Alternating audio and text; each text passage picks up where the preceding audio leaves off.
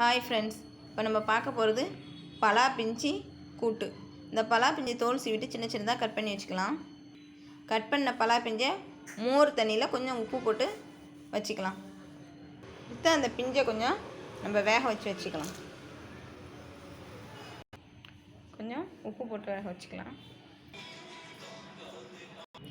Next ஒரு பாத்திரத்தில் எண்ணெய் ஊற்றி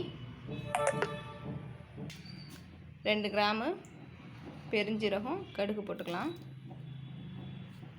கடுகு வெடித்து வந்ததும் 2 பெரிய வெங்காயம், கொஞ்சம் கருவேப்பிலை போட்டுக்கலாம்.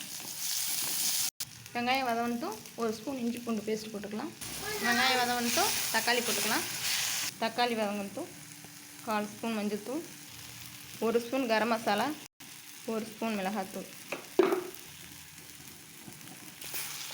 நல்லா கிளறி விட்டுக்கலாம். கொஞ்சம் உப்பு போட்டுக்கலாம்.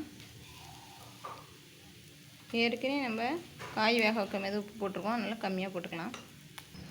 லைட்டாக தண்ணி ஊற்றி இந்த மிளகாத்தூள் கொஞ்சம் வேக வச்சுக்கலாம். இப்போ அவிச்சு வச்சுருக்க காயை போட்டுக்கலாம்.